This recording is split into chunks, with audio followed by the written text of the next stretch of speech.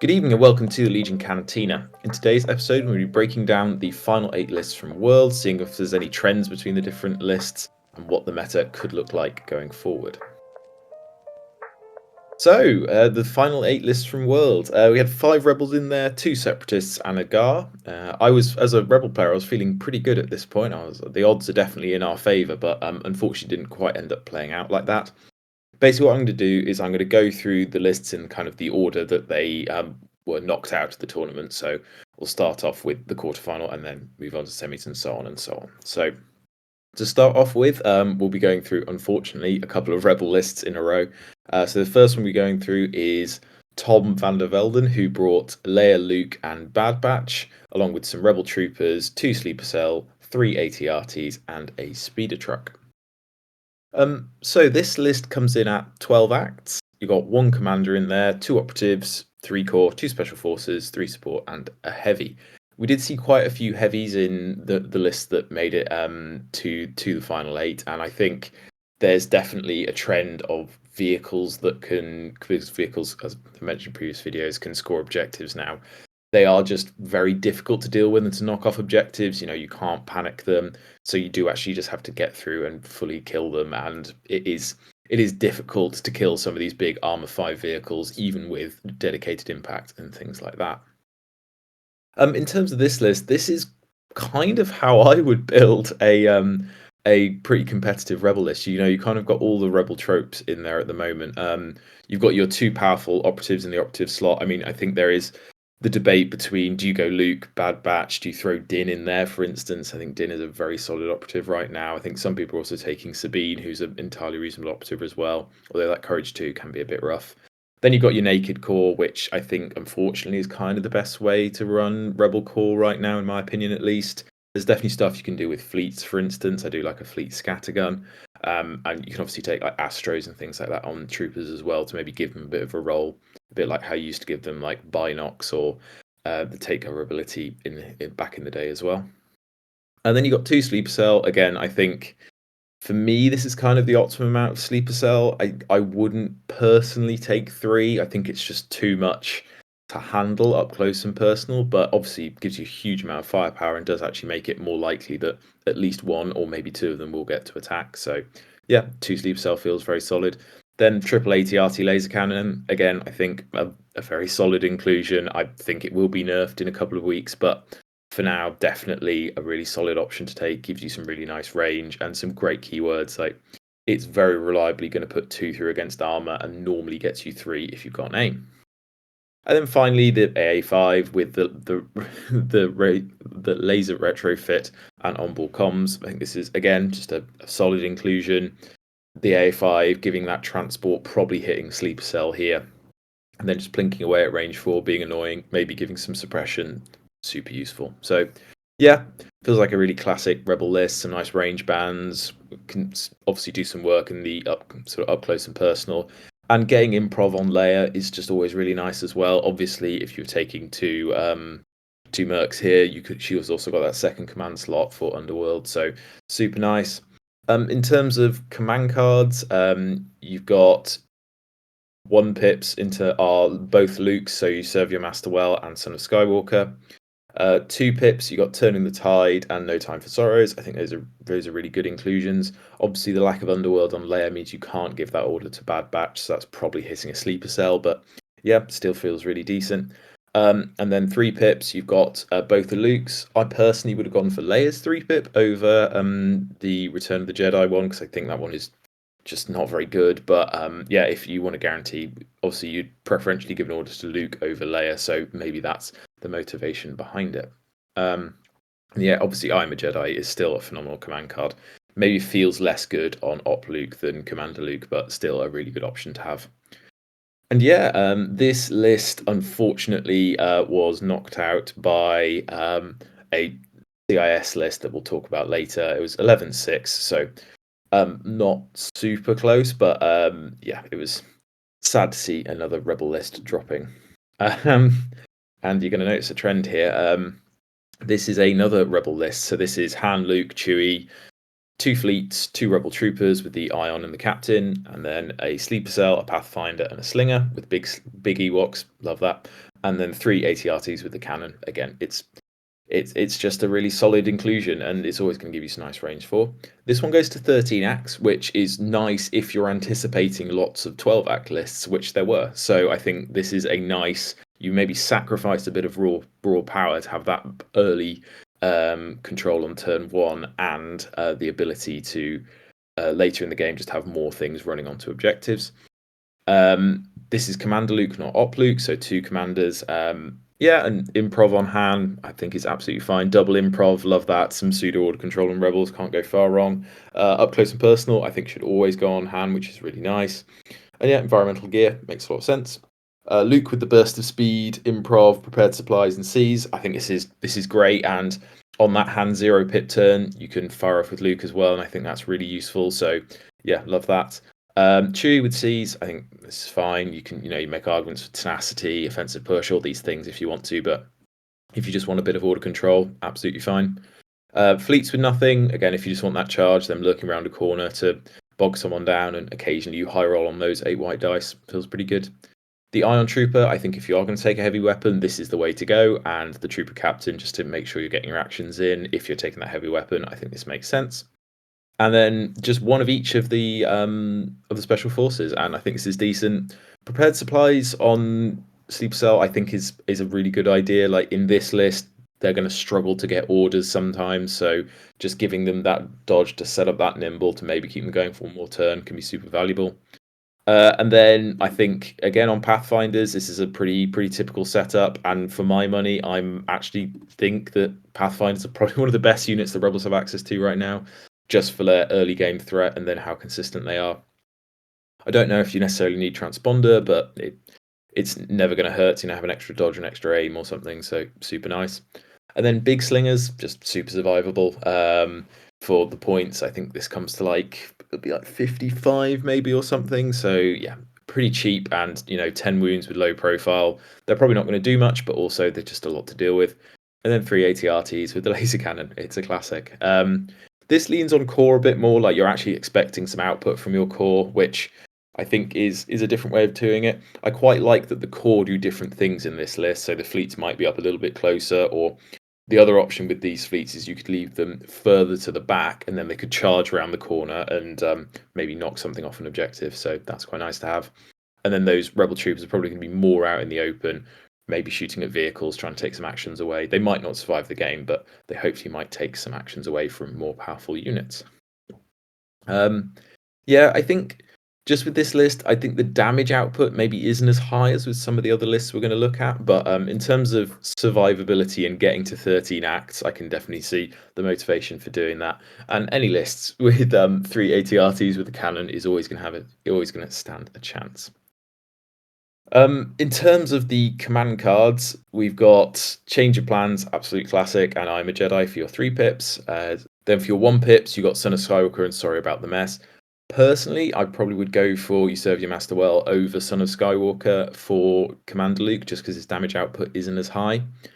But yeah, again, this is a choice they've made. And then for 2 pips, they're both of Luke's 2 pips, which I think is fair. I think Han's 2 pips is just a bit weird at the moment, probably not worth taking. You'd probably just take Push, not Push, whatever the generic 2 pip's called, over Han's 2 pip right now, just for the flexibility of ordering different units. But yeah, no mercenaries, just pure rebels, and unfortunately, this one was knocked out, as I said, in the quarterfinals by the only rebel list that did make it through this round. Was a 13-9, so pretty close. But yeah, unfortunately, was knocked out by the rebel list. A bit of friendly fire there. Next one was another rebel list that went out in the quarterfinals. So this one's more an officer Luke to bus type of thing. So just the one operative here. You've got the commander with improv. I think always a solid inclusion and save you a bit of points compared to Leia. Then kind of all the tricks Luke with burst of speed, mind trick, into the fray, force push. So this is more an objective playing Luke. This maybe isn't as damaging as sort of some options might be, but in terms of playing objectives, this is really good. And while it is a bit of a point sink, it is definitely a lot for your opponent to deal with. Then 2 buses, one with rider, one with onboard comms. and then 3 sleeper cell, 2 with targeting scopes, 1 without, and rebel troopers with the sort of SX-21, which is the 2 red, 2 white impact 1 gun, and then scatter troop fleets with the scatter gun and impact grenades. So some pretty decent anti-vehicle tech going on here with the fleets and to an extent with the rebel troopers. And I think, yeah, again, you are just kind of relying on Luke to put in a lot of work here. This one is 13 acts, so again, moving above that 12 act limit, which I think was probably quite a big deal in this tournament. You got 1 commander, 1 operative, 6 core, 3 special forces, and 2 heavy. So pretty much all of your damage output is in those sleeper cell, and to an extent the rebel troopers, and actually the fleets could put in a bit of work as well. So this is more of a range 2 up close and personal type list. I suspect you're using those buses to kind of jump forward almost, probably with the fleets. Although maybe you could stick, sleeper cell in those as well. I know you negate the scout, but it does give them a bit of a jump forward. So that could be nice to close the distance. And yeah, that 13 acts to an extent does mitigate the lack of your turn 1 options, just because you can wait more with your more valuable units, and you can use those to kind of close the distance with the transport from the buses. And you can also use the buses a bit like you can use like Aquas, for instance, or any other big vehicle, just to kind of block your more precious units behind. So it might be a speed 1 on and then another move with the bus, just to try and cover some of that distance. In terms of the command cards, you're seeing a lot of Luke's going on here. So both of Luke's 1-pips are here. The support, turning the tide so they all get Inspire 2 1 is an interesting one on the buses, giving you that Inspire 2, and then you've got Push, and then both of Luke's 3-pips are here, Return of the Jedi and I Am a Jedi, and then Standing Orders. Yeah, I think this is fine. I'd be tempted to put in Luke's 2-pip. God, what is it even called? My ally is the Force that gives out the dodges. So just because putting a free dodge on a sleep cell or something and giving Luke an order might be quite good here, I'd probably have taken that over Push. But aside from this, I think this looks pretty solid, and I can definitely see how using those buses and that scout to kind of close the distance would play really well on some objectives. I think this is definitely quite an aggressive list, just trying to blow your opponent off some objectives quite quickly to push up and score those ones. And in terms of the reds, you've got Close the Pocket, Shifting, and Breakthrough. So definitely with Breakthrough and Close the Pocket, you're hoping for a lot of range 2 stuff. A little bit surprised to see Shifting in there, given the lack of like long range options. But I think definitely for Close and Breakthrough, you can use those pretty effectively with that range 2. That list, unfortunately, was knocked out by another CIS list, 10-5. So fairly close, but unfortunately, another rebel list has fallen. And we're on a 4 streak. This is another rebel list that was knocked out in the quarterfinals, and this one was another sort of fairly typical rebel list, quite similar to the first one we looked at. So Leia with Underworld and Improv, classic combination, and I think Leia having those 2 command slots is huge for exactly this kind of setup. Bad Batch Din, can't go wrong with this combination for me. Obviously, Bad Batch taking Omega, and then Din with Tenacity, Jetpack, Flamer, Spear. It's an up close and personal melee Din, and I think he'll be a lot to deal with. So yeah, 2 nice objective playing units there. 2 Rebel Troopers with the Astro. This is how I run my troopers these days. If you're taking any number of vehicles, I think you can just get so much value from that 8 points for those 2 heals on vehicles. A couple of fleets, ATRTs, and then 2 airspeeders. And this one is just it's got a lot of quick units that can just push up, and with those 2 airspeeders, it can negate, grenades and things like that, because you can't be targeted by anything under range 2. And having 3 ATRTs, this is the only rebel list that didn't bring any sleeper cell, which is a little bit interesting, but you do kind of make up for it with those inclusion of those airspeeders. We are looking at 11 acts. So this has got 12 acts. And yeah, you've got some really tough units that can play objectives really well, and hopefully those rebel shooters with the Astro can stave off any early plink damage on those airspeeders. The airspeeders probably aren't going to survive the game, but they do have some really nice objective play. And yeah, I think it looks like a really fun list to play, and I think it might be a list that could definitely catch people off guard because they're probably not going to have played against double airspeeder lists much. So I can see that definitely being a useful card to have up your sleeve. In terms of command cards, so you've got No Time for Sorrows in there, which it's always a solid combination. Quite a few generic ones. So you've got Sabotage Comms, which I'm increasingly a bit of a fan of if you haven't got any other 1 pips, just to deny those orders. Push and Assault, and then This Is the Way, so that's Din's 1 pip. And then we do what we do for the Bad Batch. It's tricky to know when to play We Do What We Do sometimes because it doesn't it's just the order to them, and I think surrendering that much order control can sometimes feel a bit bad, but it is a really powerful effect. So it can sometimes be a nice alternative to standing orders on turn one, although you do then surrender, that 50-50 if the other person plays standing orders to go second, as it were. So yeah, I can see maybe playing that earlier on and then using just the generic ones later on for when you need to order things more specifically. But yeah, I think a different flavor of list and the lack of any special forces when I think that's one of Rebel's best options shows that there are maybe different ways to approach a Rebel list building.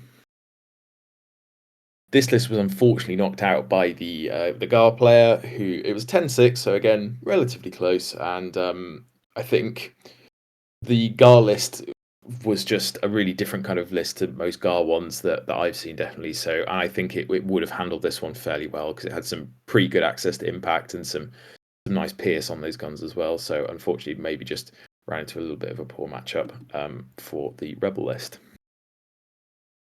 Moving on to the semi-finals. So this is the first non-Rebel list we're going to have a look at.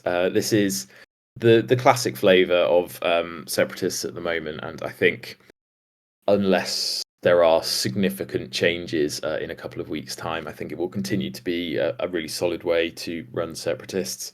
Dooku full kit, so burst, choke, push tactics.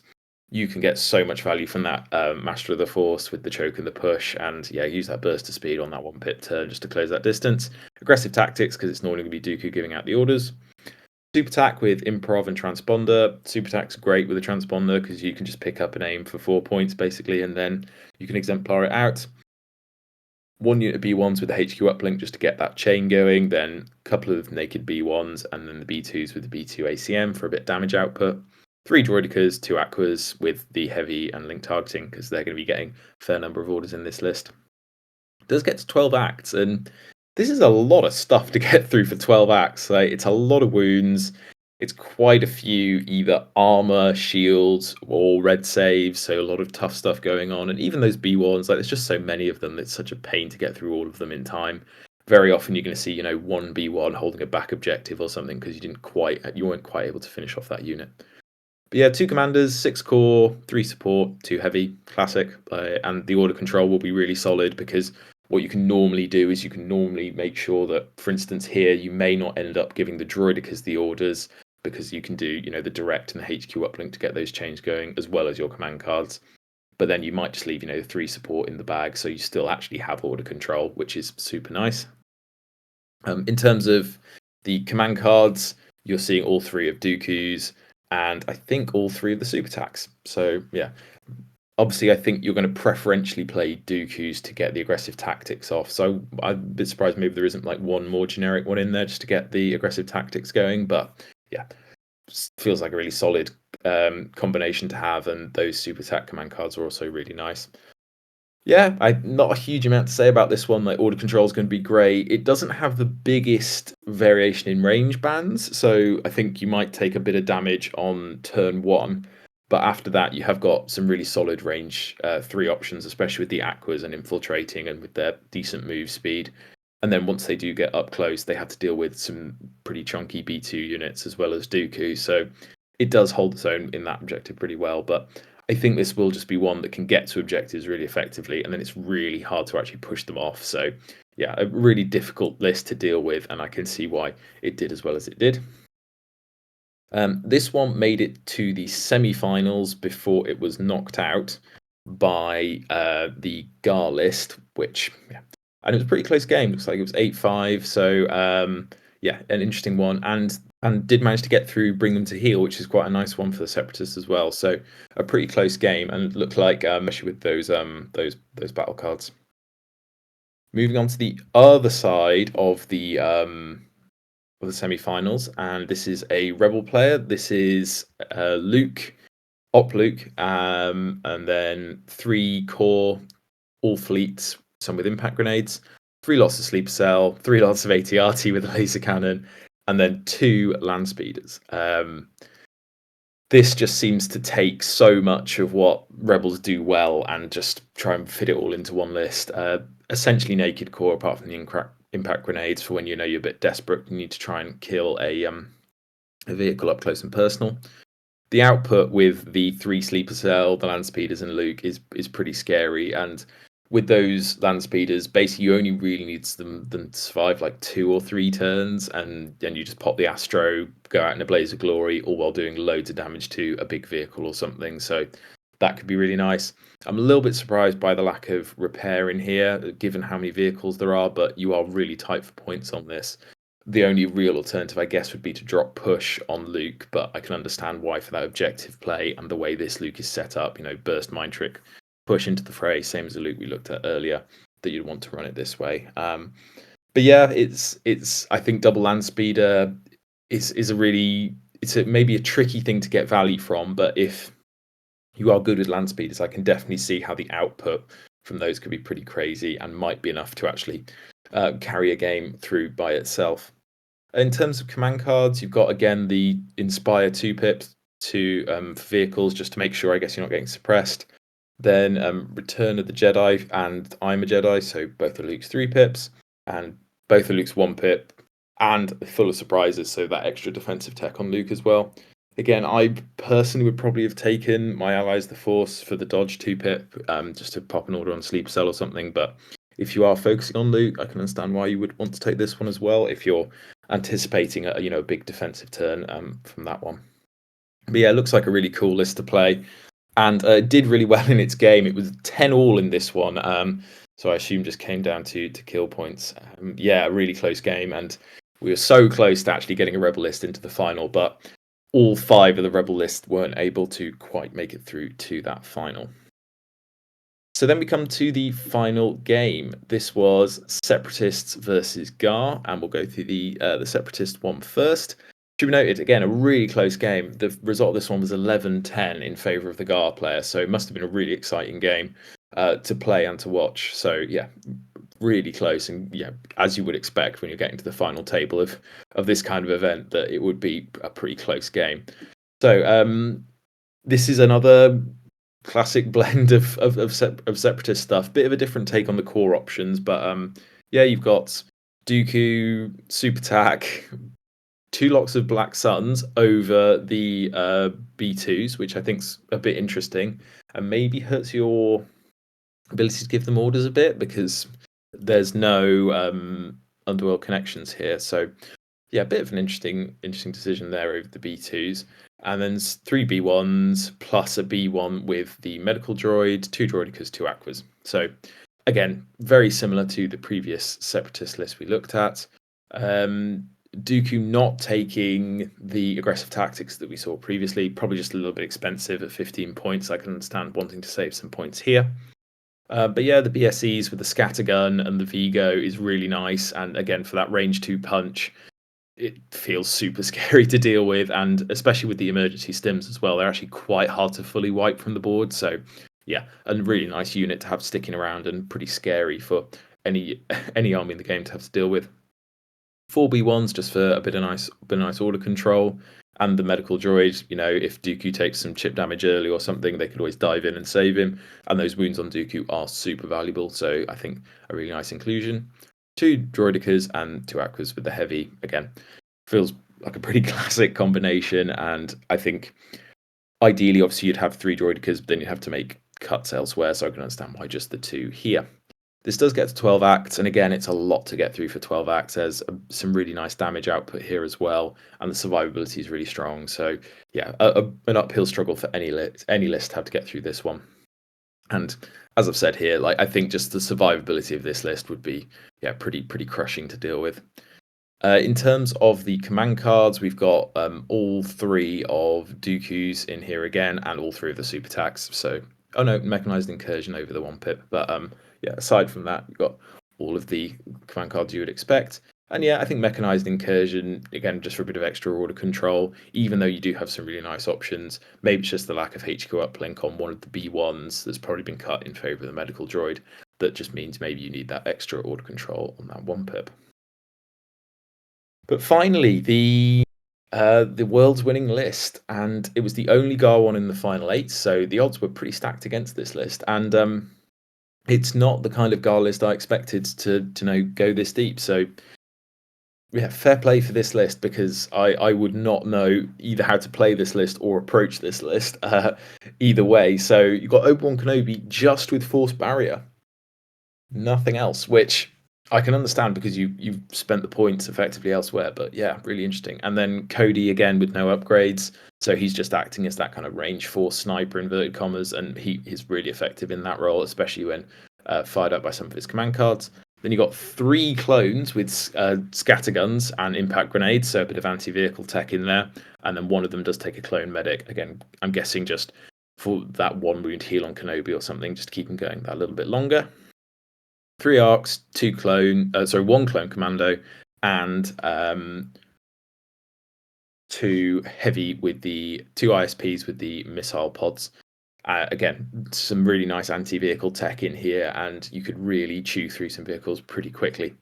I think the ISP is sometimes overlooked in Gar. Like it won't be anymore, obviously, and but I think it's just so competitively costed. Like for 65 points, it feels a bit like the ATRT in Rebels. It just feels very efficient, and it has armor 3, which armor 3 didn't used to be that significant, but now that's a pretty big deal. Any upgrade over armor 2 is really nice, and with the 7 wounds, and it breaks on 5, and the cover 1, like it does just give some really nice options. Obviously, it has loads of weak points, but with that armor 3, maybe those weak points aren't as relevant. So yeah, really interesting. And the missile pods, I can understand just for some anti-vehicle tech, and especially with Cody being able to give them orders, like it does all fit together pretty nicely. And you do have some really nice range bands in here as well, like those clone commandos and the ISP, along with Cody, give you some really decent ranged 4 and some really nice keywords in there as well, like lots of impact,